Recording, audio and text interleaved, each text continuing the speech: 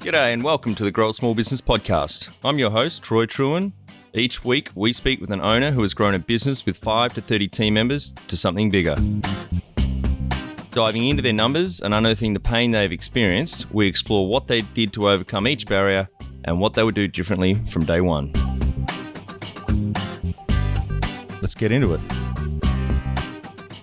Welcome everyone. Today I'm interviewing Pete Mohr from Simplifying Entrepreneurship, based just out of Toronto in beautiful Canada. Thanks for your time today, Pete. Yeah, it's great to be here. Thanks for having me. Let's start with how we know each other. I think we connected on Podmatch, wasn't it?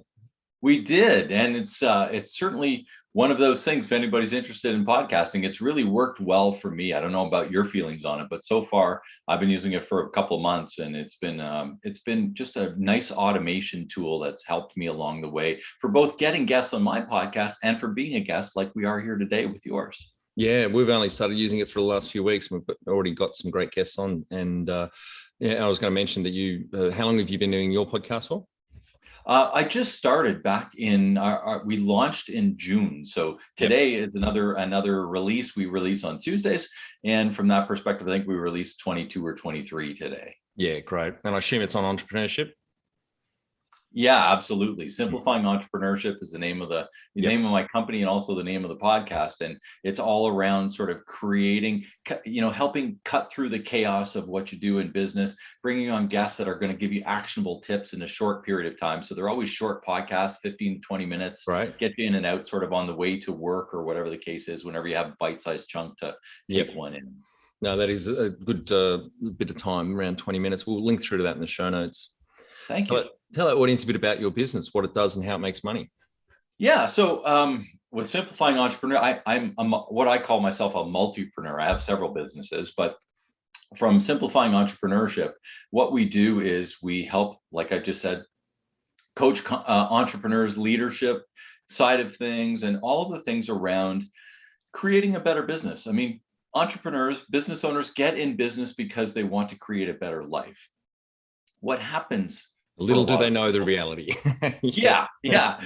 That's, so what happens is they get mired down in these frustrations and all the complications and all the, mired into the weeds of doing everything as opposed to actually living the life that they wanted to live when they first signed up for it. And so what I try to do is help people create the lives that they want to live from owning a business through their business by setting up the structures and frameworks around those businesses that are going to create that. So first of all is understanding what you want out of it, and then what you're worried about and what you don't understand, and then creating those and transforming them into wins through the right frameworks, and that's basically what I do in my coaching business with Simplifying Entrepreneurship. Yeah, great.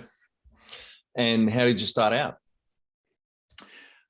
With this business, I started out I started out a couple of years back, and I've been a lifelong entrepreneur, always owned my own business, only ever worked for somebody for about 6 months after university and decided, that's not for me. I was 3 years out of uni and that was it before I had the taste for it.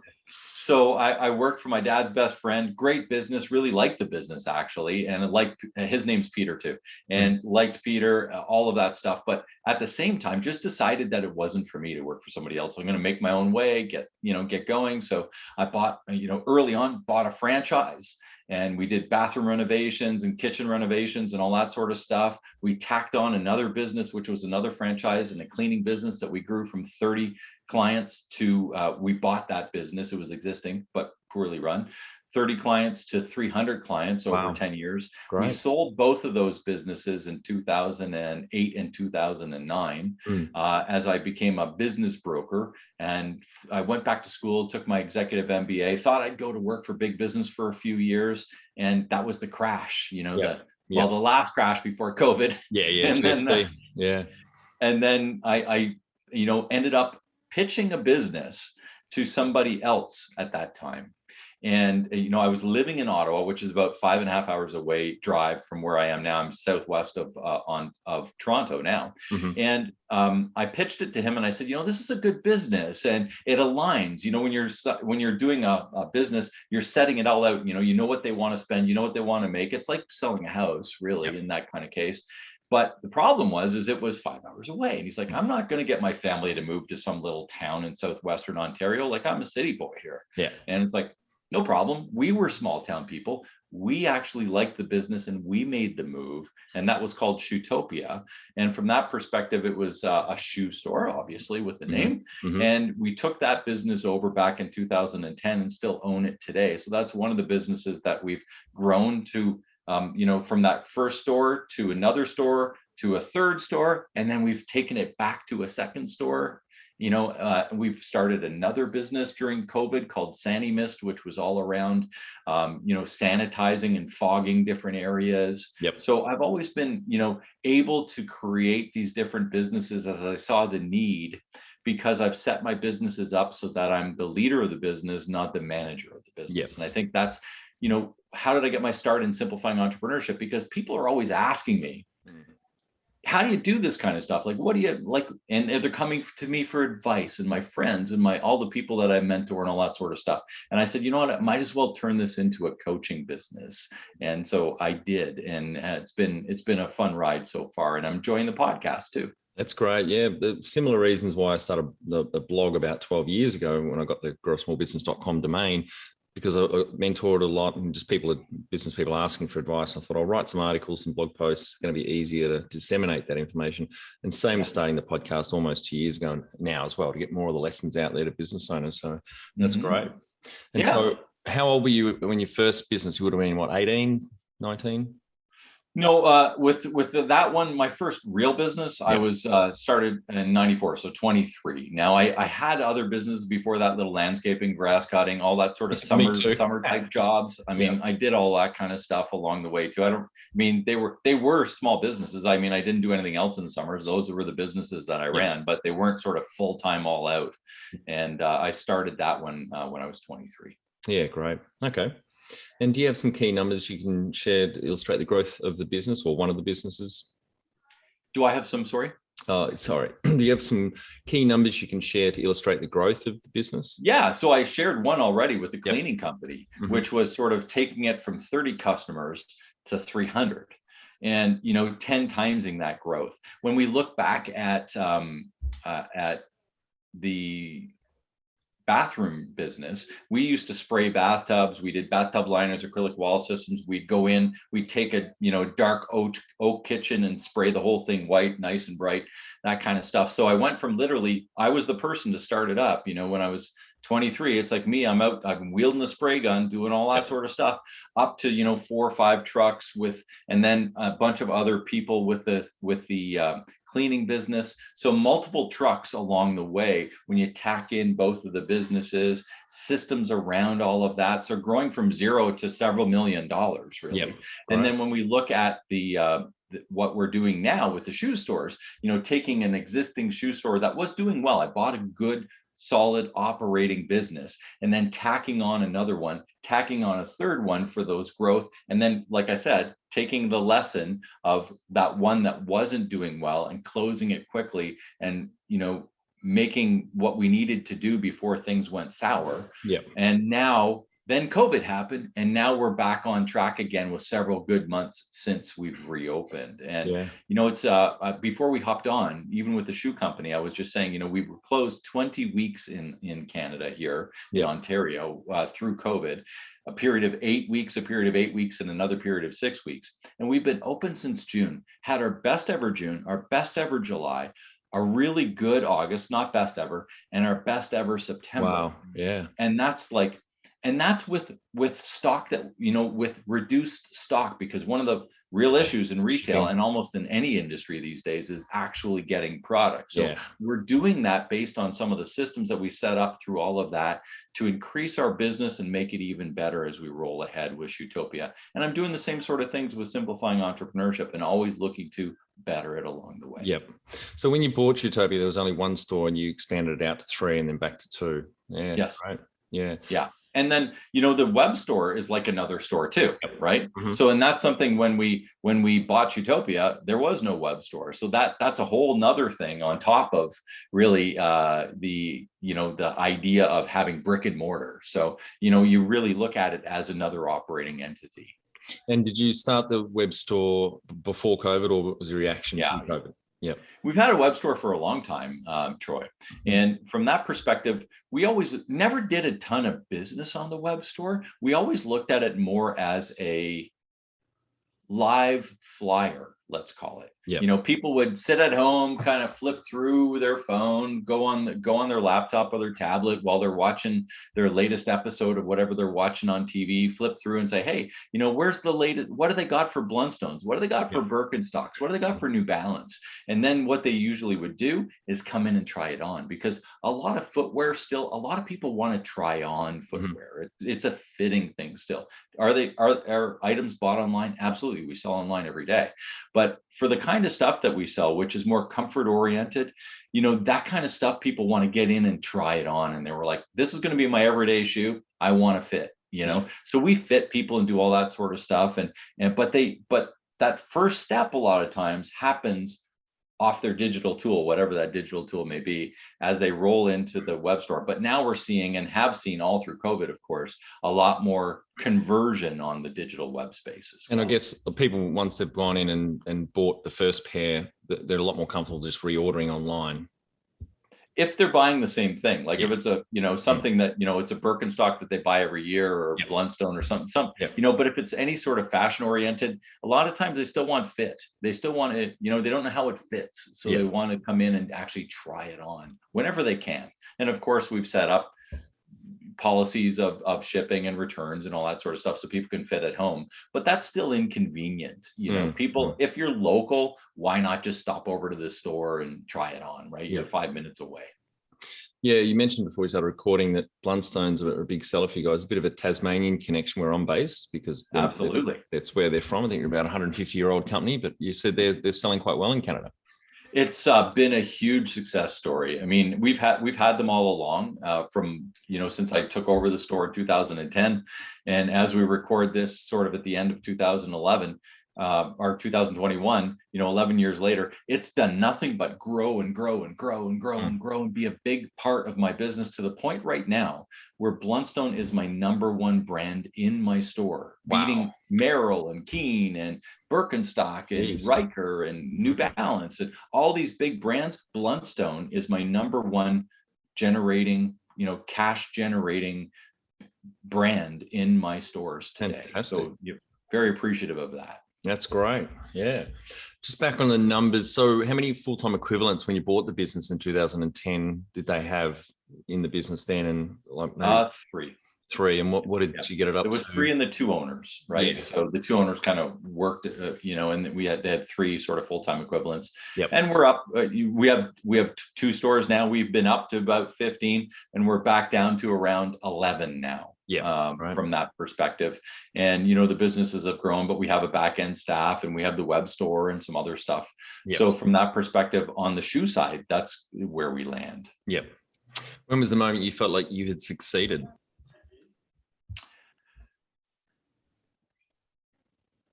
The day I started my business. It's what I wanted to do. It's like literally back, you know, I'm 50 years old now, 27 years ago, I start my business, September 1st, 1994. I got back from training. I'm like, okay, it's on. All right, let's go. And so from that perspective, I've never looked back, Troy. It's been a ride. Have we made some mistakes? Yeah, they've been learnings. And, you know, that's one of the things I coach to. It's like, hey, don't do this. And, you know, think about this, because I've lived this one, and, you know, some of those kind of things. But from that perspective, I mean, it's been a great ride. I've enjoyed entrepreneurship. I love talking to entrepreneurs. I love dealing with the public. Everything about being in business just gives, you know, it doesn't suck the energy from me. It gives me energy. Even talking about it. Totally agree. What does success look like to you? Well, success, just before we hopped on here, I was on another chat and we were talking about retirement. And, you know, some people, freedom 55, and, you know, I'm 50 years old, like that's 5 years away, right? And I have no intention on retiring. My feeling is that if I can do what I want to do and live the life that I want to live through my business and crafting the business the way that I want to drive that, then why would I ever retire? What does success look like for me? It looks like I'm working in my genius zone. I'm talking to the people I want to talk to. I'm dealing with the people that I want to deal with. I'm loving what I do. Why would I want to give that up? So from my perspective, I don't look at freedom 55. I don't look at a retirement date. I don't want to give back my parts to the big guy to come and take me. I'm ready to keep moving ahead, keep having these great conversations. And that's, like I said, that's what gives me energy. So why would I want to lose that? So success for me is like, so long as I'm doing what I love to do, why would I ever stop? Yeah. Number one thing you'd recommend to marketing a fast growing business? Yeah. From that side of things, you just have to watch your marketing, because what happens around the marketing when you're growing quickly is sometimes you turn the tap off. Yep. And when you turn the tap off when you're growing quickly, sometimes it's hard to recuperate because your marketing's out there leading everything. It's leading, it's bringing you what you're getting in. And then you're saying, oh, I can't handle it. So you turn it off. But sometimes you leave it off for too long, to the point where then what happens is you have nothing coming in, and all the systems and everything that you've sort of built up in the growth, now they're sort of stalled, and that can cause sort of complexity and problem and people leaving. And you've built some good systems that have given you momentum, but the momentum literally stops, and that's a problem. I've always found it interesting, that paradox. The general advice from some learned marketeers that I follow has been that, especially after the GFC, or even bad economic times, marketing is one of the first things that people have often cut investment in. Whereas they say, no, you should actually double down and invest more in your marketing in those times, because all your competitors are pulling back, and you've got an opportunity there to snatch even more market share. Yeah, I'm with that line of thinking. From that perspective, I believe that, and even then, when people are pulling out, it's like you have more opportunity. There's more space for you too. Yeah. Not only can you grab it, but you can actually maybe get it even at a discount. Yeah. How did you fund your business or businesses over time? Basically, I've used a combination depending on the businesses that I've bought and sold. My first one, I had some savings from sort of those small businesses that I ran through university and stuff like that. And I bought what I could afford, which was a low cost franchise. Yep. And it came with issues to the point where literally we went through 3 franchisors in a period of 5 years. And I defranchised the business after 5 years because I was fed up with them. And I'm like, I can do a better job on my own. Yeah.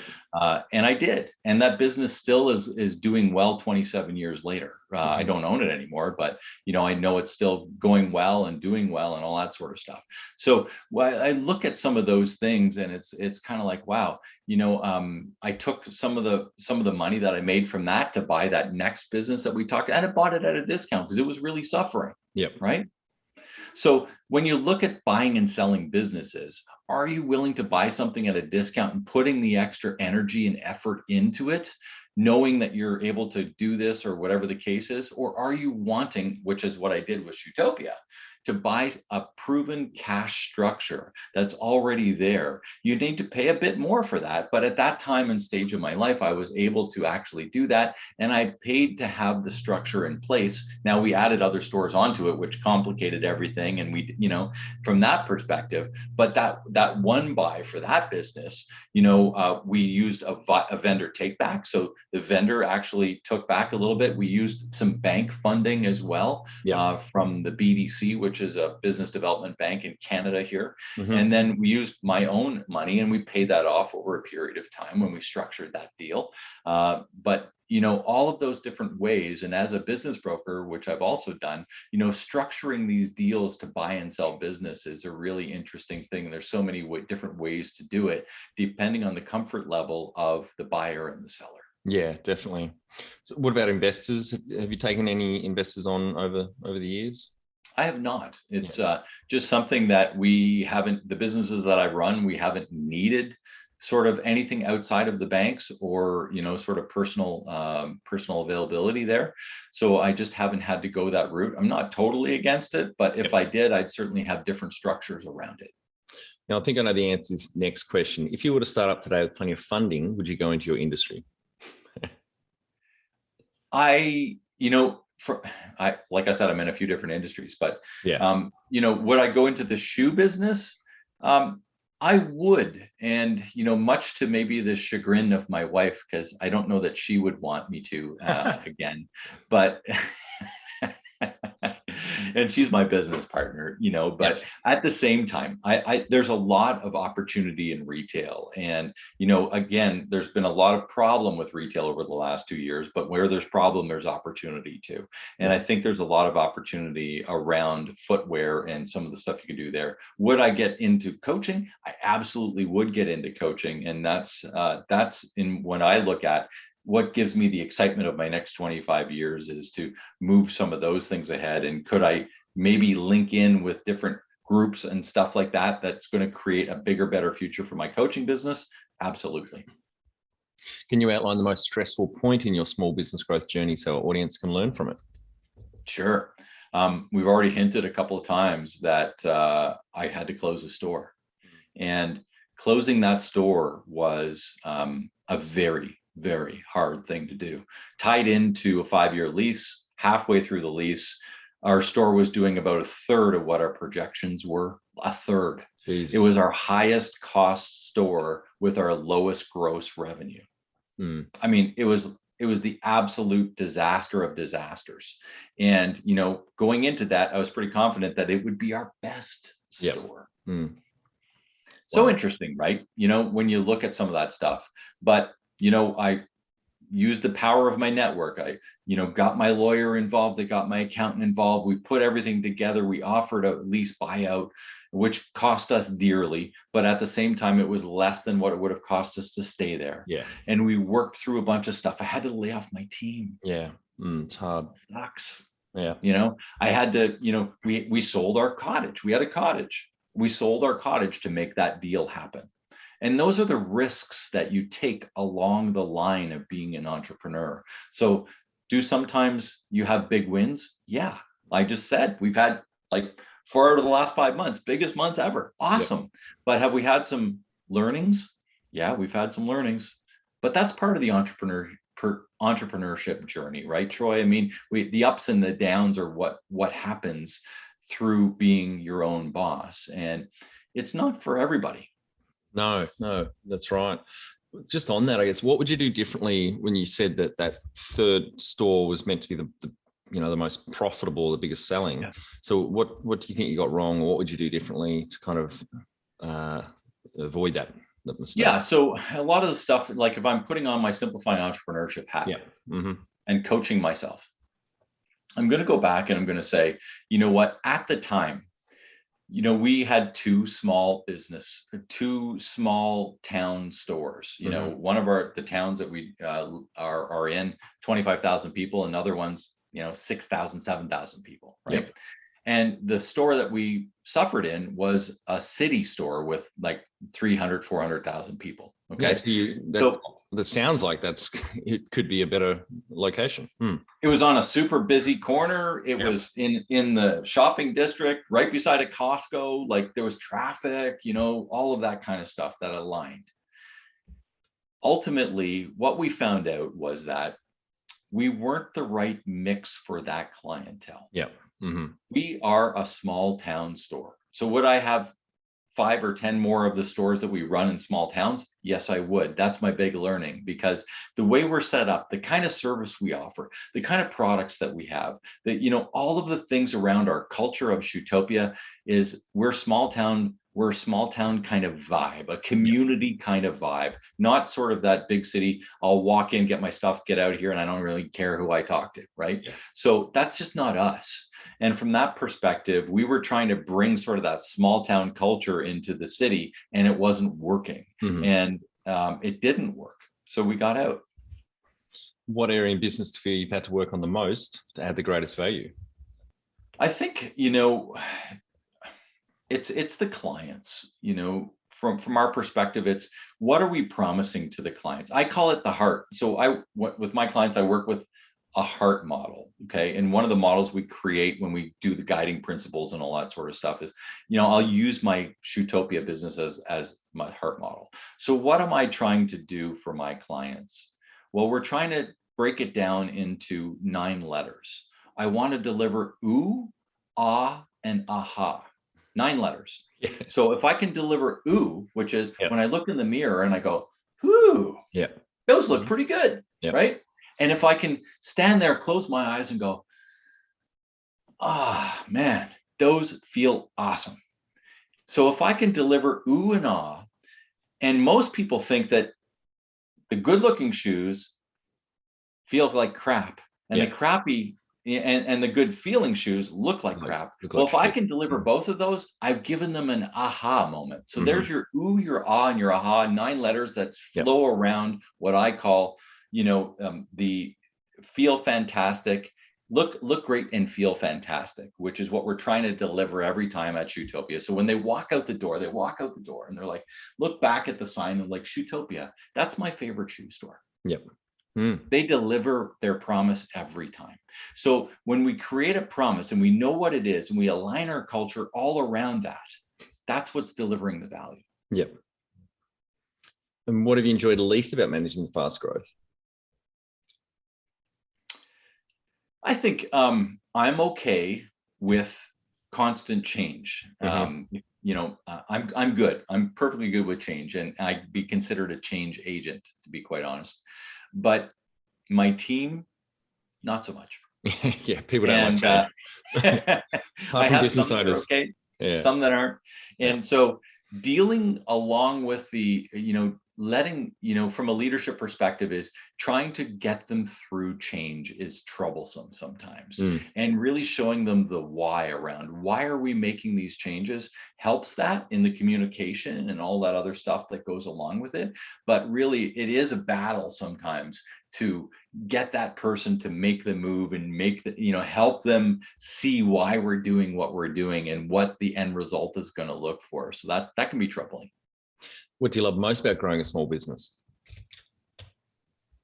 I mean, I just love being in business. I love the idea of newness. I love the idea of taking on these different things. And that's why I do these side hustles. And that's why, all of those things. I like setting, I like strategy around the things. I don't like actually necessarily doing it. It's like we talk about the 4 P's of business: product, process, people, and profit. And that process part, as much as I really like what process does, I don't actually like, the nitty gritty of laying that out. I prefer to be the beneficiary of it as opposed to actually the person doing it. So, that's one of the things that I'm not a huge lover of, actually the nitty gritty type work.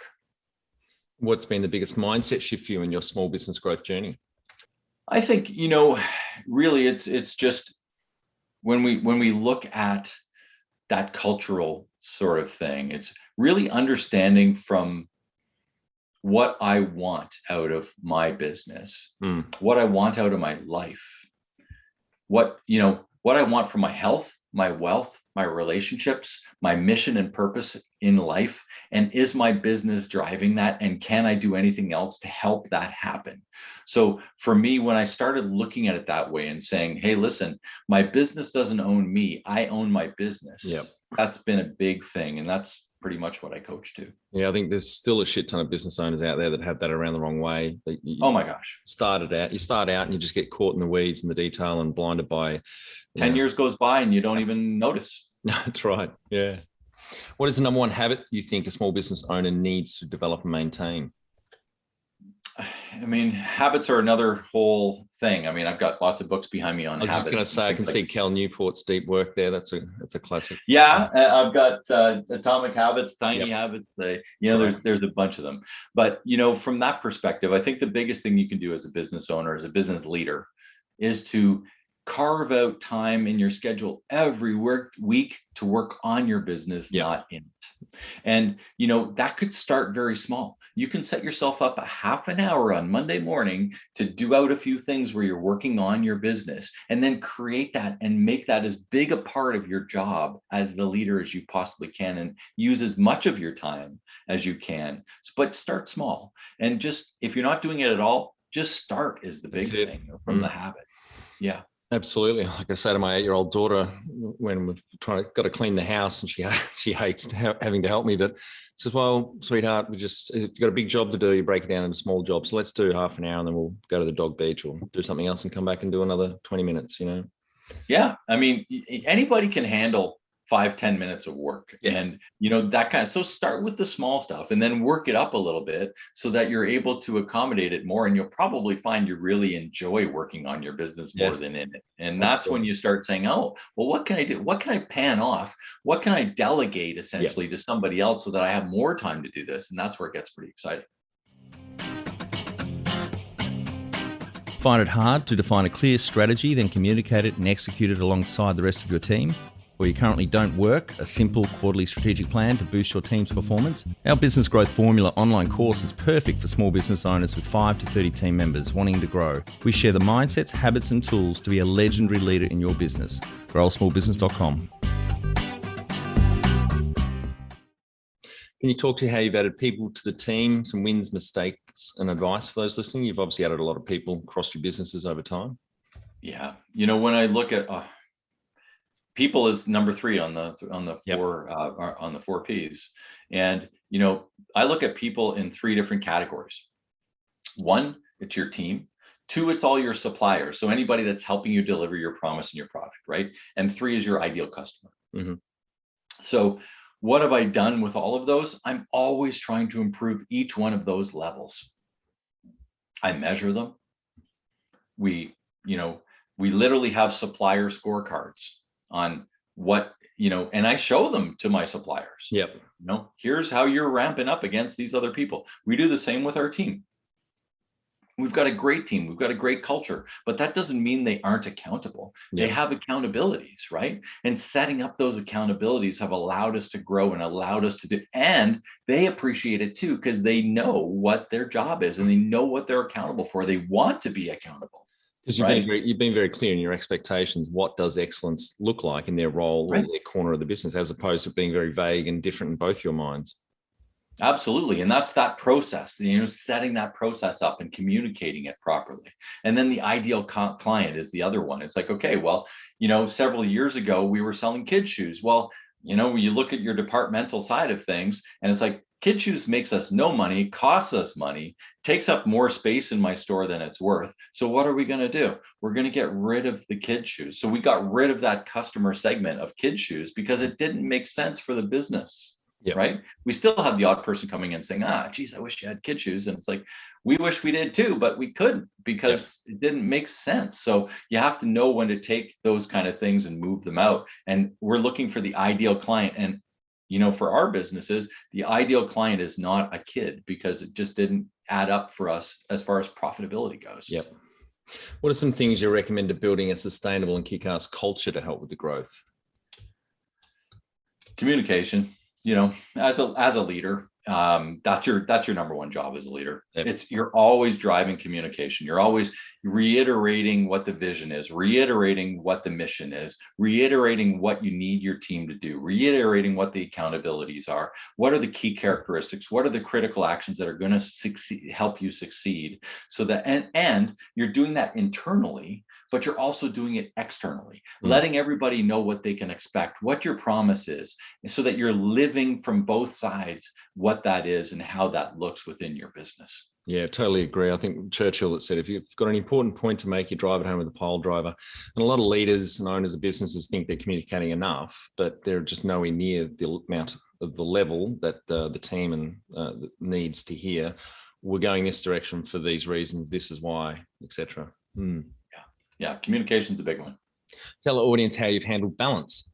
So one of the things that I do is create turnkey businesses and help other people do that. And from that perspective, the idea of a turnkey business is when you truly aren't managing your business, you're leading it.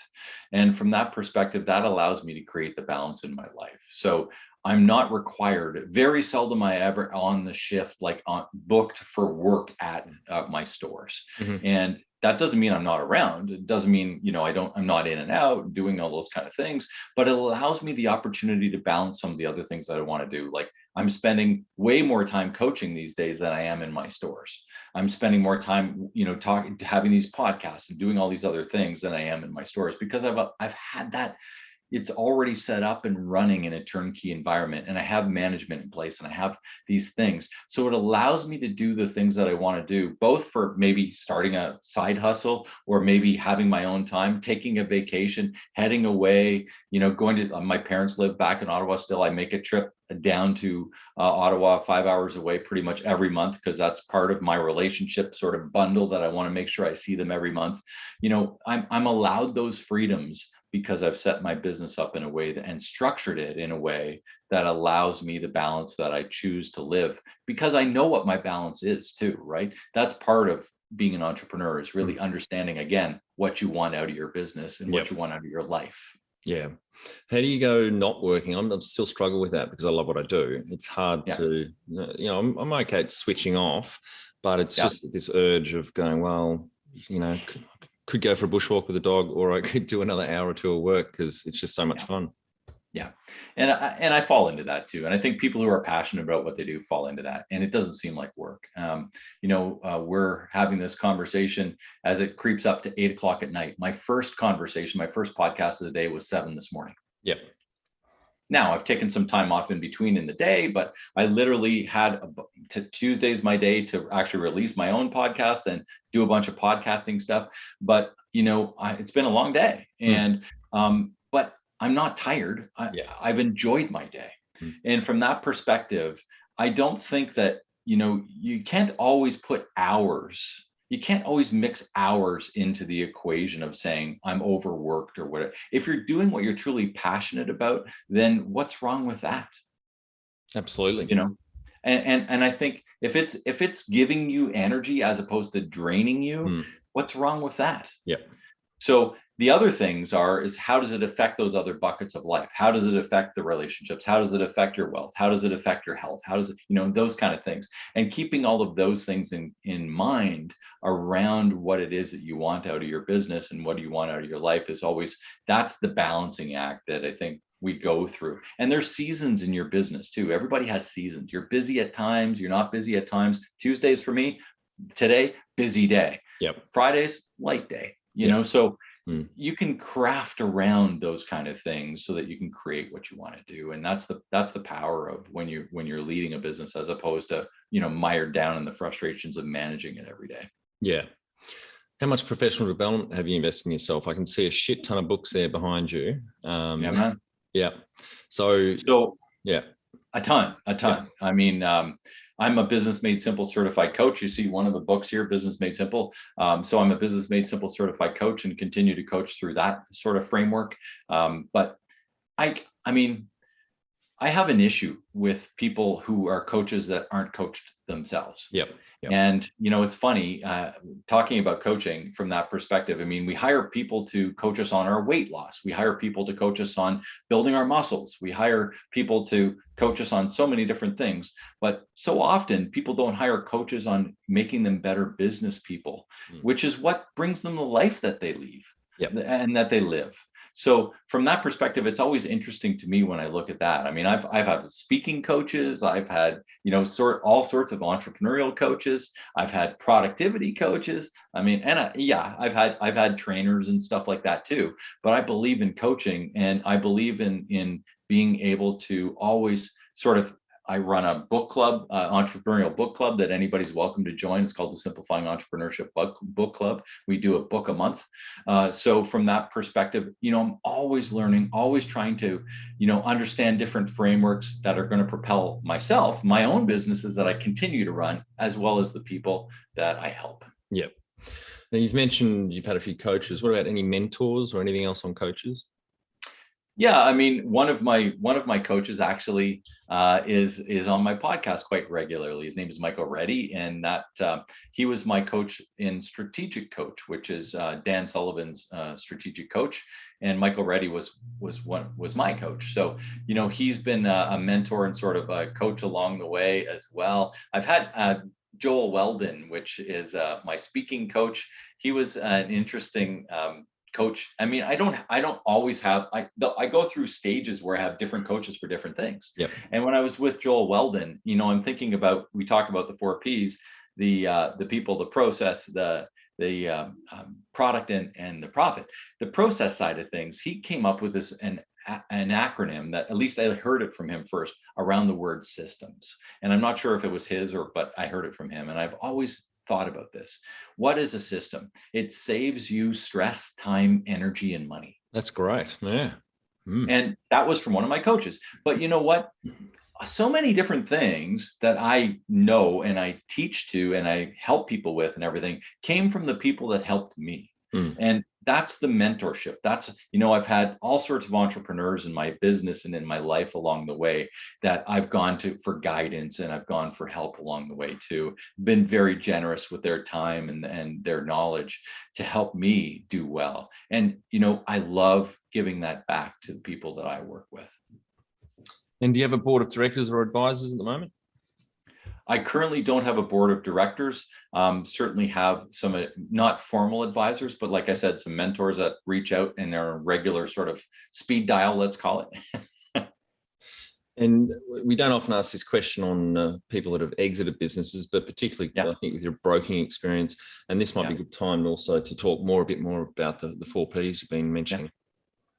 Well, I guess from what you've seen in your own businesses, having to shut down the third store and defranchising, I guess, and exiting, but also from ex-brokers hat on, what advice would you give people? And as a coach, what advice would you give people starting to think about one day exiting?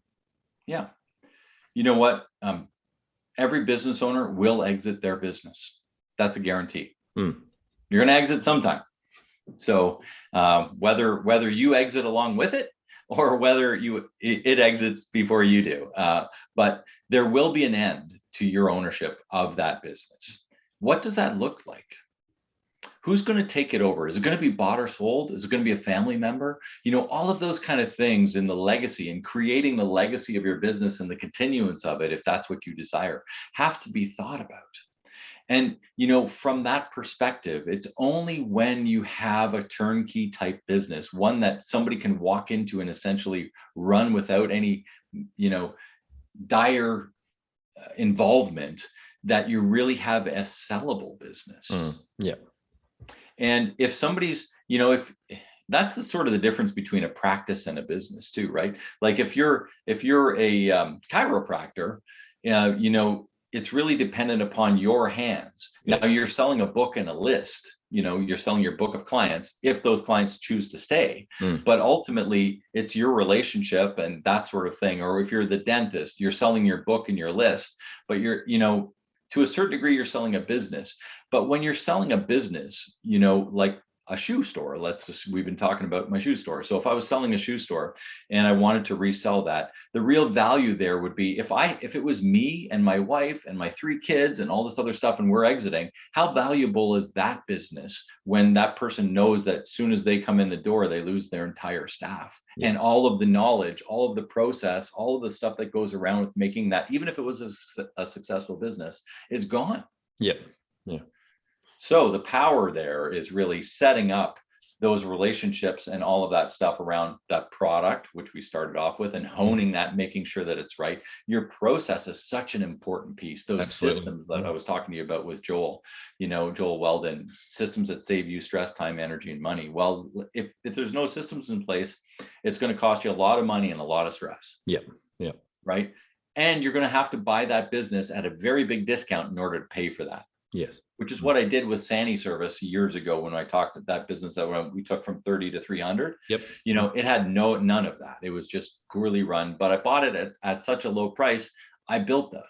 Well, if you're buying and you want to create value in selling your business, those better be in place for the next person. Whether you're transferring it to one of your kids, whether you're giving it to, your brother, whatever the case is, those systems can't be in the owner's head. They have to be on paper. They have to be in place. They have to be maximized and always improved. They can't be legacy systems in some dust bin in the back of the building that nobody knows about or understands. They have to be viable, used systems that are ongoing every day, so that you're creating those things, and that the people, we talked about people already, your ideal customer, your supplier base, how firm is your supplier base that's helping you deliver your product, and your team, how culturally is that fit? What's your systems around hiring and firing and rewarding and all those kind of things? All of those things are such key pieces when somebody's buying a business and the creation of value around that business.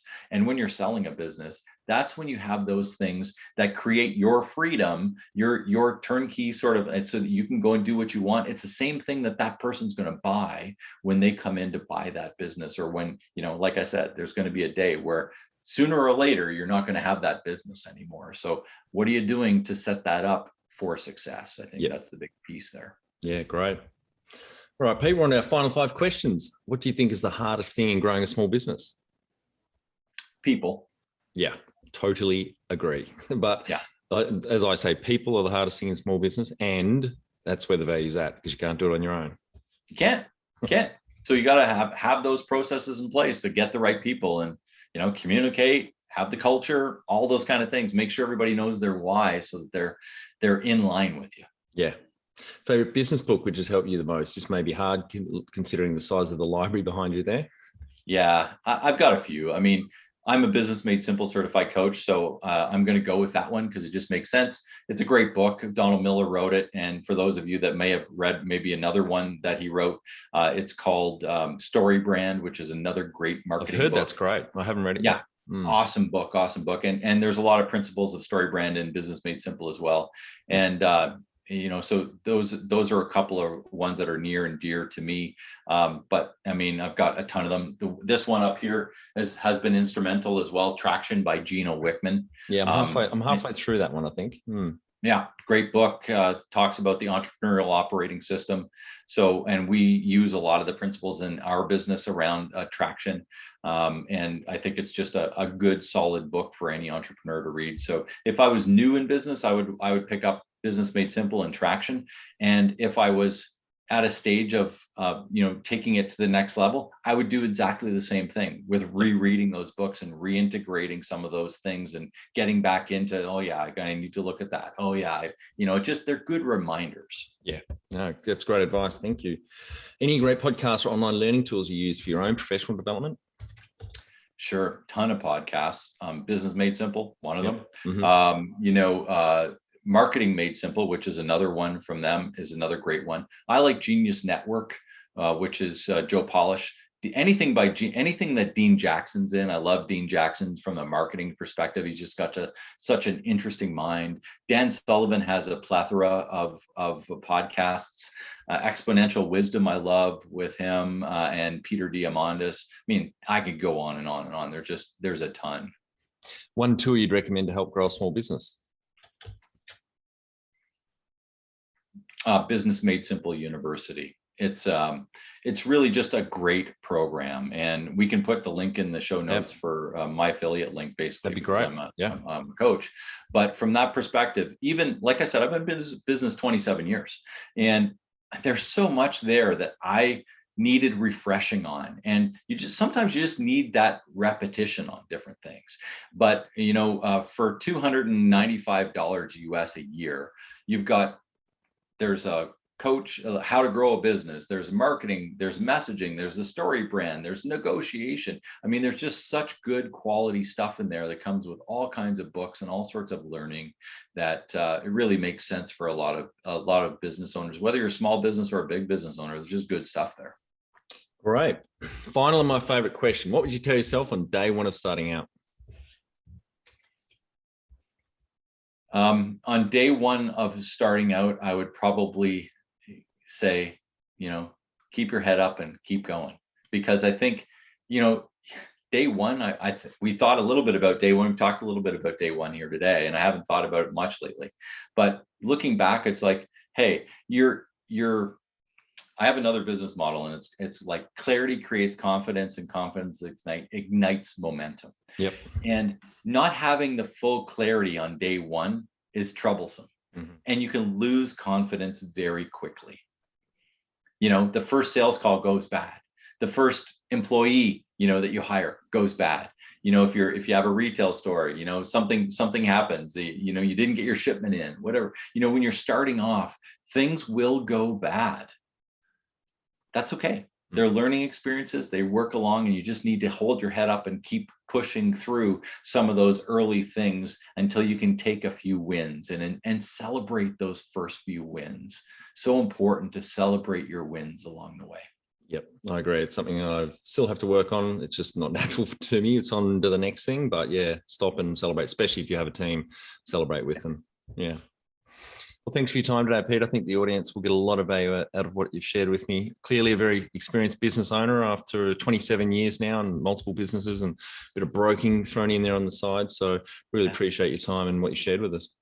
I've enjoyed our conversation, Troy. Thanks so much for having me today. That's it. Thanks for listening. Please leave a review in iTunes or whatever platform you listen to us on. It means more small business owners will find our cast and help people with their business growth journey.